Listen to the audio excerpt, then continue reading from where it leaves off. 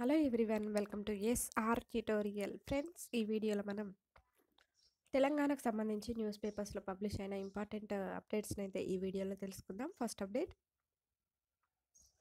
డిఎస్సికి సర్కార్ కసరత్తు అంటూ ఇచ్చారు. 11,000 పోస్టులు భర్తీ చేసే ఛాన్స్ అంటూ తెలిపారు. డిఈఓల నుంచి మరోసారి టీచర్ల డేటా సేకరణ, గత నోటిఫికేషన్కు మరిన్ని పోస్టులు యాడ్ అంటూ ఇచ్చారనమాట. మనకి ఇది వెలుగు పేపర్లో. తెలంగాణ రాష్ట్రంలో డిఎస్సి నిర్వహణకు ప్రాసెస్ మొదలైంది. ఖాళీగా ఉన్న మొత్తం టీచర్ పోస్టుల వివరాలను స్కూల్ ఎడ్యుకేషన్ అధికారులు మరోసారి సేకరిస్తున్నారు.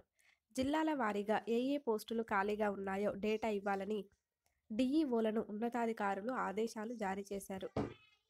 గతంలో నోటిఫికేషన్లో ఇచ్చిన పోస్టులకు డబుల్ ఉండేలా సర్కార్ చర్యలు తీసుకుంటున్నట్లు తెలుస్తోంది. ఇటీవల సీఎం రేవంత్ విద్యాశాఖ రివ్యూలో డిఎస్సి నిర్వహణపై చర్చించారు. ఎంతమంది పిల్లలున్నా సర్కార్ స్కూళ్లను నడపాల్సిందేనని విద్యాశాఖ ఆఫీసర్లకు ఆదేశాలు ఇచ్చారు. ఇందుకు అవసరమైన టీచర్ల కోసం మెగా డిఎస్సి నిర్వహించాలని, దీనికి సంబంధించిన కసరత్తు ప్రారంభించాలని ఆదేశించారు. సీఎం రేవంత్ రెడ్డి ఆదేశాలతో స్కూల్ ఎడ్యుకేషన్ డైరెక్టరేట్ అధికారులు ఏర్పాట్లు ప్రారంభించారు. గత ఏడాది సెప్టెంబర్ 6న 5,089 టీచర్ పోస్టుల భర్తీకి గత సర్కార్ నోటిఫికేషన్ రిలీజ్ చేసింది. దీనికి 1.77 లక్షల మంది అప్లై చేశారు. అయితే అసెంబ్లీ ఎన్నికల నేపథ్యంలో నవంబర్లో జరగాల్సిన రాత పరీక్షను వాయిదా వేశారు. ఎన్నికల్లో కాంగ్రెస్ అధికారంలోకి వచ్చింది. దీంతో ఎన్నికల మేనిఫెస్టోలో పేర్కొన్నట్లుగా మెగా డిఎస్సి నిర్వహణకు విద్యాశాఖకు కొత్త సర్కార్ ఆదేశాలిచ్చింది. దీంతో గతంలో ఇచ్చిన నోటిఫికేషన్కు మరిన్ని పోస్టులు యాడ్ చేసి సప్లిమెంటరీ నోటిఫికేషన్ ఇవ్వాలని సర్కార్ భావిస్తోంది. దీనికి సంబంధించి పలు న్యాయపరమైన సలహాలు తీసుకుంటున్నది అంటూ ఇచ్చారు. అదేవిధంగా మనకి ఇక్కడ 11,000 పోస్టులతో డిఎస్సీనా అంటూ ఈ విధంగా ఇచ్చారనమాట. నెక్స్ట్ అప్డేట్ చూద్దాం. ఆరోగ్య శాఖలో భారీ రిక్రూట్మెంట్, 6,000 పోస్టుల భర్తీకి సర్కార్ సన్నాహాలు అంటూ ఇచ్చారు. ప్రభుత్వ దవాఖానాల్లో ఖాళీగా ఉన్న ఉద్యోగాల భర్తీపై సర్కార్ దృష్టి పెట్టింది. ఏ కేడర్లో ఎన్ని ఖాళీలు ఉన్నాయో పూర్తి వివరాలు ఈ నెల 8వ తేదీలోగా ఇవ్వాలని వివిధ విభాగాల హెచ్ఓడీలను ఆదేశించింది. ఈ మేరకు కేడర్ వారీగా శాంక్షన్డ్ పోస్టుల సంఖ్య, ప్రస్తుతం పనిచేస్తున్న వారి సంఖ్య, ఖాళీల వివరాలతో హెచ్ఓడీలు నివేదికలు తయారు చేశారు. ప్రభుత్వ మెడికల్ కాలేజీల్లో సుమారు 1,420 అసిస్టెంట్ ప్రొఫెసర్ పోస్టులు ఖాళీగా ఉన్నాయని, వాటిని తక్షణం భర్తీ చేయాల్సిన అవసరం ఉందని మెడికల్ ఎడ్యుకేషన్ డిపార్ట్మెంట్ ఇదివరకే సర్కార్కు సూచించినట్లు తెలిసింది. గత 2 ఏళ్లలో రాష్ట్రంలో 17 కొత్త మెడికల్ కాలేజీలు ప్రారంభమయ్యాయి. మరో 8 కాలేజీల దరఖాస్తులు నేషనల్ మెడికల్ కమిషన్ దగ్గర ఉన్నాయి. ఈ కాలేజీలకు కూడా పర్మిషన్లు వచ్చే అవకాశాలున్నాయి అని అధికారులు చెప్తున్నారు అంటూ ఈ విధంగా అయితే ఇచ్చారనమాట. పబ్లిక్ హెల్త్లో 2,000 వేకెన్సీలు అంటూ కూడా మనకైతే ఇక్కడైతే ఇచ్చారు. నెక్స్ట్ అప్డేట్ చూద్దాం. రాజకీయాలు లేకుండా టీఎస్పీఎస్సీ చైర్మన్ సభ్యుల నియామకం ప్రక్షాళన అంటూ ఇచ్చారు. గత ప్రభుత్వం పునరావాస కేంద్రంగా మార్చింది అంటూ ఇచ్చారు. రాజకీయ నియామకాలతోనే లీకులు, రద్దులు, కేసీఆర్ అసమర్థతతోనే ఉద్యోగాల జాప్యం, యూపీఎస్సీ తరహాలో కమిషన్ను తీర్చిదిద్దుతాం. ఈ ఏడాదిలో 2 లక్షల ఉద్యోగాలు నింపాలి. సమూల ప్రక్షాళనకు సహకరించండి, పారదర్శకతకు మార్గాలు చూపండి. యూపీఎస్సీ చైర్మన్ను కోరిన సీఎం రేవంత్. ఉత్తమ్తో కలిసి చైర్మన్తో గంటన్నర భేటీ. టీఎస్పీఎస్సీలో అందరికీ శిక్షణకు విజ్ఞప్తి. అంగీకరించిన యూపీఎస్సీ చైర్మన్ మనోజ్ సోని. వెనుకబడిన ప్రాంతాలకు 1,800 కోట్ల నిధులేవి? ఆర్థిక మంత్రి నిర్మలతో భేటీలో రేవంత్ ప్రస్తావన. మిలిటరీ భూములపై రక్షణ మంత్రితో భేటీ అంటూ దీనికి సంబంధించిన టోటల్ ఇన్ఫర్మేషన్ అయితే ఇచ్చారనమాట. నెక్స్ట్ అప్డేట్ చూద్దాం. కట్టుదిట్టంగా టీఎస్పీఎస్సీ అంటూ ఇచ్చారు. ఇతర రాష్ట్రాల్లో అధ్యయన ప్రక్రియ వేగవంతం. కమిషన్కు పూర్వ వైభవం తీసుకొచ్చే దిశగా ప్రయత్నాలు అంటూ మనకు సాక్షి పేపర్లో పబ్లిష్ అయింది. రాష్ట్ర పబ్లిక్ సర్వీస్ కమిషన్ టీఎస్పీఎస్సీను కట్టుదిట్టం చేసే దిశగా ప్రభుత్వం చర్యలు వేగవంతం చేసింది. ఇప్పటికే పలువురు సీనియర్ అధికారులతో బృందాన్ని ఏర్పాటు చేసిన రాష్ట్ర ప్రభుత్వం వివిధ రాష్ట్రాల్లో సర్వీస్ కమిషన్లను అధ్యయనం చేయాలని ఆదేశించింది. తాజాగా సీఎం రేవంత్ రెడ్డి కూడా ఢిల్లీలో union public service commission UPSC కార్యాలయానికి వెళ్లి చైర్మన్, కార్యదర్శులతో భేటీ అయ్యారు అంటూ ఇచ్చారనమాట.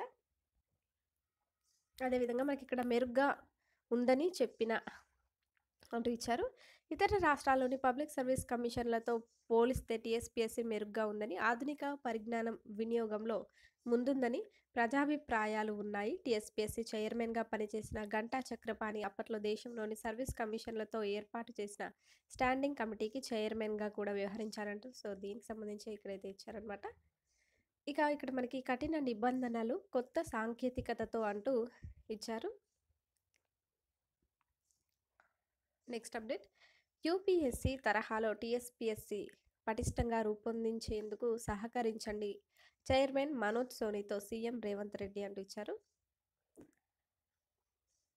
రాష్ట్ర పబ్లిక్ సర్వీస్ కమిషన్ టీఎస్పీఎస్సీను union public service commission UPSC తరహాలో పటిష్టమైన వ్యవస్థగా మార్చాలని నిర్ణయించామని, అందుకు సహకరించాలని ముఖ్యమంత్రి రేవంత్ రెడ్డి యూపీఎస్సీ చైర్మన్ మనోజ్ సోనీని కోరారు. ఢిల్లీ పర్యటనలో ఉన్న ముఖ్యమంత్రి శుక్రవారం రాష్ట్ర నీటిపారుదల శాఖ మంత్రి ఉత్తమ్ కుమార్ రెడ్డి, ప్రభుత్వ ప్రధాన కార్యదర్శి శాంతి కుమారిలతో కలిసి ఇక్కడి యూపీఎస్సీ భవన్లో చైర్మన్ మనోజ్ సోనీ, కార్యదర్శి శశిరంజన్ కుమార్లతో భేటీ అయ్యారు. ఇంతటి సుదీర్ఘ ప్రయాణంలో యూపీఎస్సీ ఎప్పటికప్పుడు నోటిఫికేషన్లు విడుదల చేసి నిర్దిష్ట కాల పరిమితిలోగా పరీక్షలు, ఇంటర్వ్యూలు నిర్వహించి పారదర్శకంగా నియామక ప్రక్రియ పూర్తి చేయడం అభినందనీయమని ప్రశంసించారు. యూపీఎస్సీ తరహాలో తెలంగాణ పబ్లిక్ సర్వీస్ కమిషన్ను తీర్చిదిద్దే అంశంపై గంటన్నర పాటు చర్చించారు.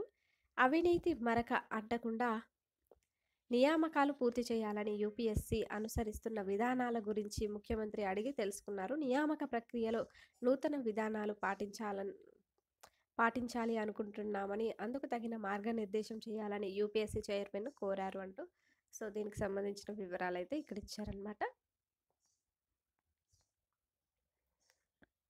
నెక్స్ట్ అప్డేట్, 34,694 మందితో వాలంటీర్ల వ్యవస్థ అంటూ ఆంధ్రప్రభ బ్యూరో పేపర్లో అయితే పబ్లిష్ అయింది. ఆంధ్రప్రదేశ్లో అమలవుతున్న విధంగా తెలంగాణలోను గ్రామ సచివాలయ వ్యవస్థను ఆవిష్కరించే దిశగా ప్రభుత్వం కసరత్తు చేస్తోంది. ఇందుకు సంబంధించి ఇప్పటికే ఒకసారి ఉన్నతాధికారులతో సమీక్ష నిర్వహించిన ముఖ్యమంత్రి రేవంత్ రెడ్డి అధ్యయనం చేసి నివేదిక సమర్పించాల్సిందిగా పంచాయతీరాజ్ శాఖ ఉన్నతాధికారులను ఆదేశించారు.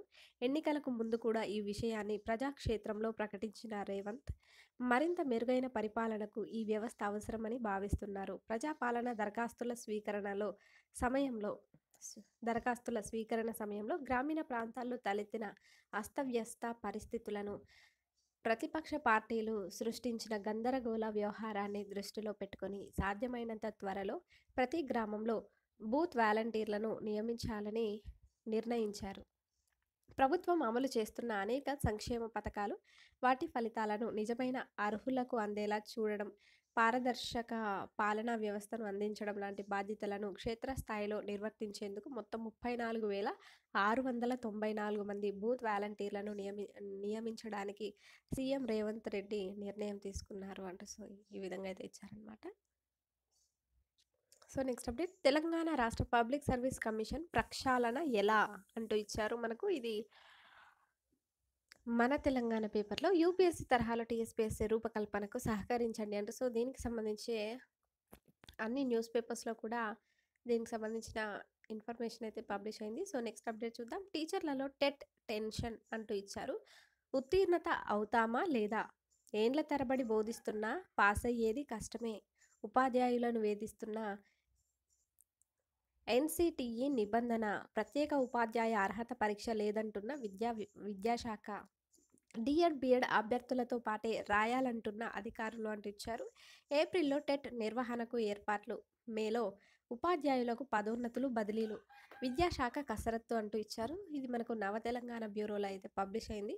రాష్ట్రంలో పదోన్నతుల కోసం ఎదురు చూసే టీచర్లను ఉపాధ్యాయ అర్హత పరీక్ష టెట్ టెన్షన్ వేధిస్తున్నది.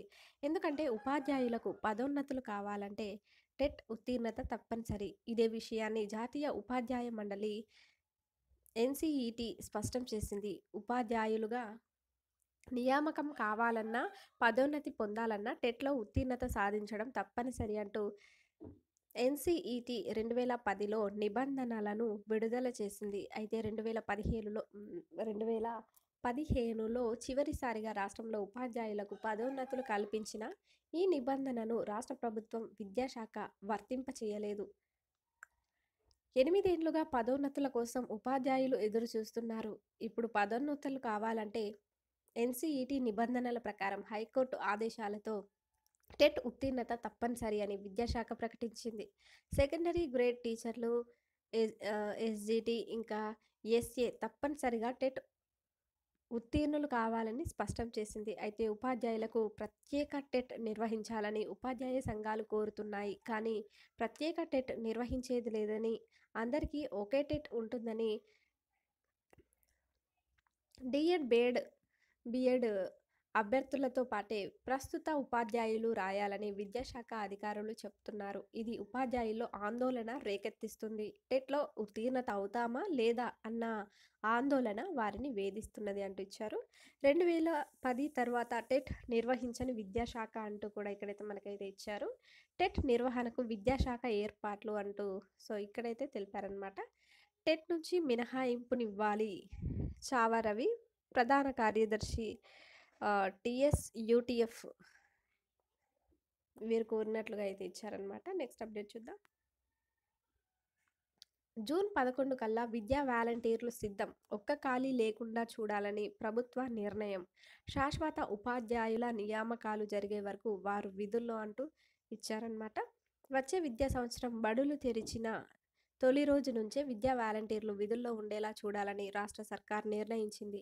డిఎస్సి ద్వారా శాశ్వత ఉపాధ్యాయుల నియామకానికి 6 నుంచి 9 నెలల సమయం పడుతుందన్న అంచనా నేపథ్యంలో జూన్ 11వ తేదీ నాటికి విద్యా వాలంటీర్ల ఎంపికను పూర్తి చేయాలని భావిస్తున్నది. గతంలో పాఠశాలల పునః ప్రారంభం తర్వాత ఎంపిక ప్రక్రియ మొదలయ్యేది. దానివల్ల 15 నుంచి 30 రోజుల పాటు బోధన కుంటుపడేది. అందుకు భిన్నంగా ఈసారి తొలి రోజు నుంచే వారు పాఠాలు బోధించేలా చర్యలు తీసుకోవాలని, ఒక్క ఖాళీ లేకుండా చూడాలని ఇటీవల ప్రభుత్వం విద్యాశాఖను ఆదేశించింది అంటూ ఈ విధంగా అయితే ఇచ్చారు. కరోనాకు ముందు రాష్ట్రంలోని ప్రభుత్వ పాఠశాలల్లో దాదాపు 12,600 మంది విద్యా వాలంటీర్లు పనిచేసేవారు. కరోనా తర్వాత 2020 మార్చి నెలాఖరులో పాఠశాలలు మూతబడ్డాయి. ఆ తర్వాత 2020-21 విద్యా సంవత్సరం చివర్లో బడులు తెరిచినా కూడా విద్యా వాలంటీర్లను మాత్రం విధుల్లోకి తీసుకోలేదు అంటూ దీనికి సంబంధించిన ఇన్ఫర్మేషన్ అయితే మనకైతే ఇక్కడ ఇచ్చారు. ఫ్రెండ్స్, మీకు మా వీడియోస్ కనుక నచ్చినట్లయితే లైక్ చేయండి, షేర్ చేయండి. Thank you for watching this video.